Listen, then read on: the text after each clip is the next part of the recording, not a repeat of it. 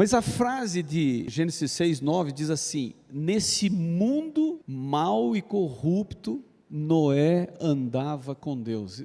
Parece uma coisa extraordinária. Está tudo estragado, está tudo corrompido, está tudo parece que perdido, mas Noé anda com Deus. Mateus capítulo 24 e o verso 37 tem uma mensagem para todos nós, palavra de Jesus, que diz assim: pois assim como foi nos dias de Noé, também será a vinda do Filho do Homem. Porque assim como nos dias anteriores ao dilúvio, comiam, bebiam, casavam e davam-se em casamento, até o dia em que Noé entrou na arca. E não o perceberam, senão quando veio o dilúvio e os levou a todos. O grande problema dos antediluvianos era a falta de percepção. Eles não perceberam. E o nosso grande problema hoje é a falta de percepção. Palavra de Jesus.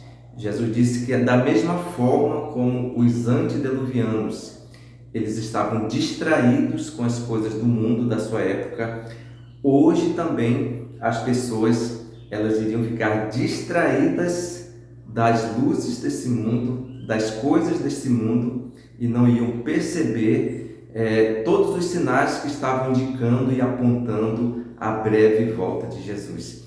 Infelizmente, meus amigos, esta é a nossa realidade hoje, a distração. O mundo está distraído. Satanás tem apanhado famílias, Satanás tem pegado pessoas da igreja para distraí-los com trabalho, com jogos, com games, com coisas temporárias desse mundo, e isso vai tirar milhares de pessoas da Canaã celestial. Noé foi um homem de visão.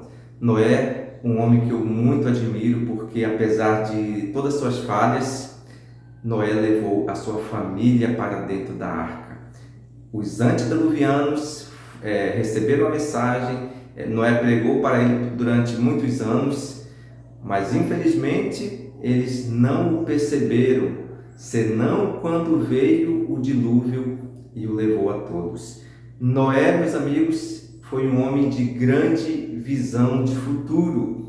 Noé se desfez de tudo aquilo que iria afundar e investiu na única coisa que iria flutuar: a arca de Deus, a arca que foi construída pelo próprio Noé. Noé não era carpinteiro, Noé não era comandante, não sabia dirigir um barco, mas Deus deu a ordem para Noé: Noé, construa um barco.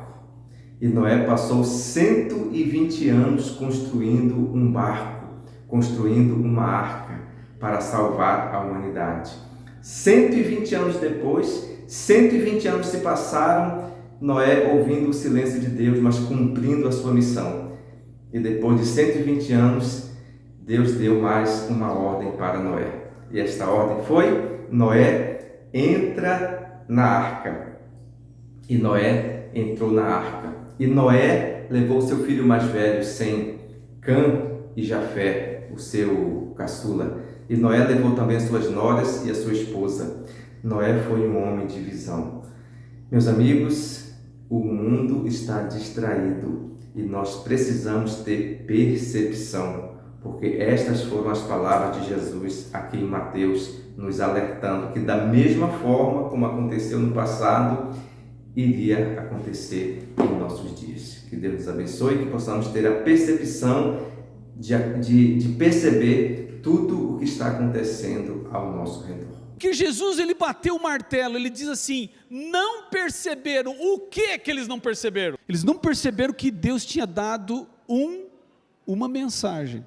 São 120 anos, o mundo vai ser destruído, isto vai acabar. Eu vou dar uma freada nisso, eu vou mudar. Não perceber. E aqui agora vem uma questão: não perceber. Quanto que você percebe?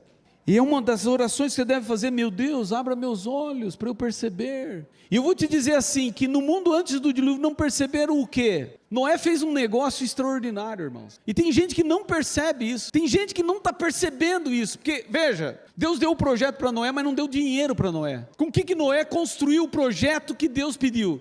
Não perceber é um fator de insensibilidade humana para esse momento. Você tem que pedir desse sermão em diante, você tem que pedir: Deus, abra os meus olhos para eu ver coisas sérias que estão acontecendo ao redor, por exemplo, da minha casa, ao redor dos meus filhos. Por exemplo, vou parar aqui, vamos abrir uma janela. O que teu filho está vendo na internet? Ah, pastor, não tenho muito tempo para isso. Comece a ter tempo. 2, 3 coisas ele pode estar vendo na internet. Pode estar vendo, influenciadores que são perigosos.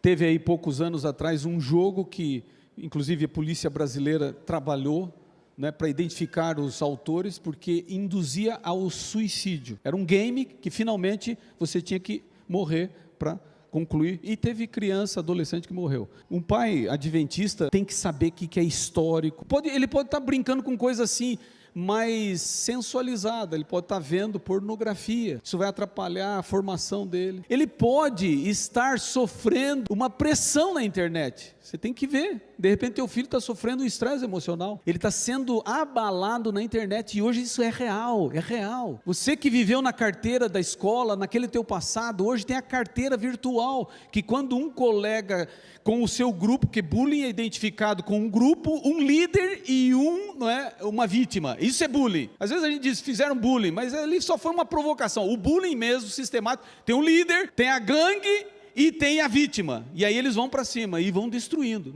Você tem que saber o que está acontecendo. Então, não perceber. Olha, você vê o meu sermão agora para você. Você é jovem, você está percebendo alguma coisa ao redor? Por exemplo, quando teus professores, eles têm insensibilidade para ouvir algo que se transmite como princípio, valor, Você tem coragem em algum momento na sala de aula de dizer assim, mas a Bíblia me disse uma vez isso. Qual a reação deles? Então, de repente você vai ver assim, que foi um desprezo total. Você percebeu alguma coisa nisso? Você tem que saber fazer essa leitura. Então, quando você vê uma leitura dessa, você pode dizer assim: professor, em quantas crenças quantas verdades você acredita? Porque para viver nesse mundo você tem que crer. Você pode pegar meu sermão de Ana e tentar transmitir para ele, tentar mostrar. Mas se você tem um ser humano que está dando aula para você e ele não crê em muitas coisas, comece a ter dúvidas daquilo que está sendo passado para você. Você tem que ter filtros, perceber. Estou aqui só parando para você começar a perceber. Você percebe muito bem isso quando o preço da gasolina sobe. Você percebe que se chega ali é real. A gente percebe algumas coisas e não está percebendo outras.